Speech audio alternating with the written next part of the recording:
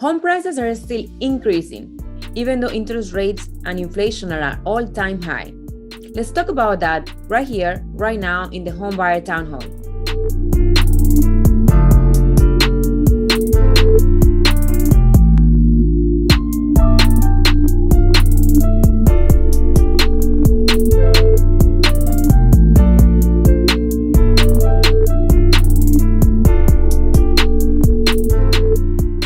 My name is Adriana Montes. Welcome to the Homebuyer Town Hall.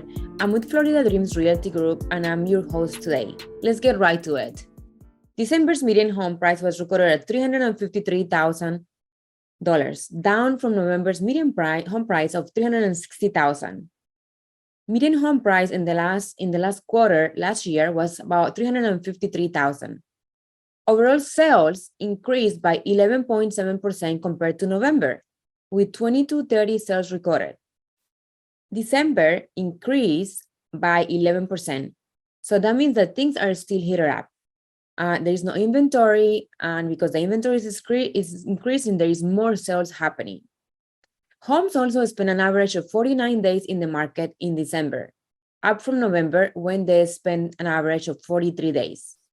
We have talked about before that a healthy market is about 6 months, that between buyers and sellers, there is a balance in the relationship of how many buyers are in the market and how many properties are for sale. And we have been in a seller's market for a long time. Last year, properties spent time on the market of under 30 days and even sometimes 20-something days.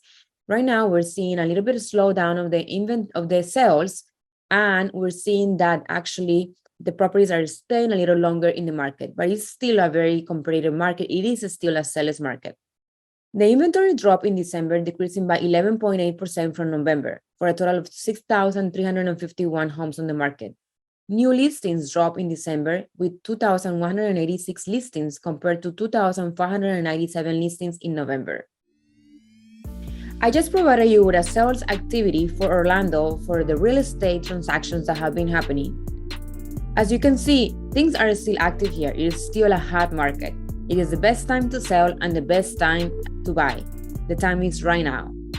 We're gonna get back to this and talk about interest rates after our commercial. Thank you for listening and watching the Homebuyer Town Hall. The Power Is Now magazines are the leading resource for real estate agents, mortgage bankers, entrepreneurs, and small home ownership businesses, providing leaders with business strategy information, resources, and tools through PIN, Real Estate, Programming Guide magazines. Stay up to the minute with real estate news and information from industry experts. Subscription is free. Sign up today. thepowerisnow.com. thepowerisnow.com. Welcome back to the Homebuyer Town Hall. My name is Adriana Montes. I'll be here if you have any questions. You can reach me at 321-689-6258, or you can email me at adriana@floridadreamsrealty.com. You can also find me on social media, and I will be happy to answer any questions you may have.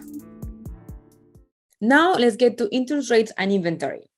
Interest rates decreased for the second month in a row, at 6.1% in December compared to 6.6% in November. Wow, how much do we miss those rates on the 3%, even on the 2s? This is 122.9% higher than in November 2021, when interest rates were 3%. We're going to talk more about interest rates later. For now, let's discuss inventory. Orlando area inventory slightly increased by 1% from November to December, from 7,128 homes to 7,197 homes. Inventory in December 2022 was 136% higher than in December 2021, when it was recorded 3,046. Wow, so we obviously see a lot more homes in the market, either because people are putting them for sale, sellers are coming and deciding that they want to sell, and also because we don't have any more bidding wars due to the interest rates that are higher. The supply of homes also increased to 3.61 months in December. This is the first month since May 2020 with over 3 months of supply. A balanced market is about 6 months. 6 months that it takes between the average and the balance of sellers and buyers in the market. We have been going for a long time with about 1 month of inventory, and now we're about 3.61, almost 4 months of inventory. So it is still a good time for buyers. Buyers have a lot more options, a lot more time to make decisions. And it is still a good time for sellers because prices are still rising. The new number of listings decreased from November to December by 14.6%, from 3,041 homes down to 2,597 homes. 90 straight homes, bank-owned properties, and short sales accounted for 0.5% of all home sales in December. That represents a 55% decrease from November, when 20 distressed homes were sold. Pending sales decreased by 3.9% from November to December for a total of 2,801 pending sales. And now I would like to introduce you to Eric Fraser, Senior Vice President of National Sales for Residential Bank Corp. Welcome, Eric. Thank you for having me, Adriana. I really appreciate the information you're sharing about the Orlando market. And I agree with you that it's still really a great time to buy or to sell or even to refinance. My name is Eric Fraser, Senior Vice President of National Sales Residential Bank Corp. If you're interested in learning about interest rates in your local market, Residential Bank Corp is a national lender. The only two states we currently do not lend in is in Hawaii and New York. And so if you're interested in learning more about interest rates or about programs that can help you purchase in Orlando, Florida, just go to www.applytobuynow.com and you'll find a representative in your local market that can assist you. Adriana, interest rates have been coming down.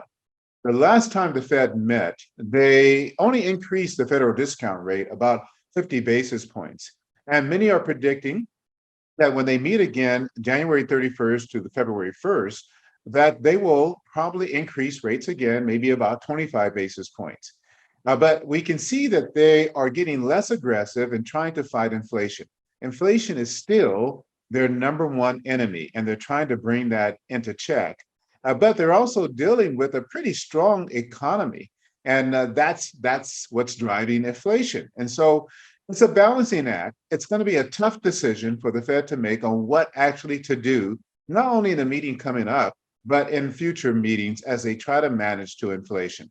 So here's my recommendation.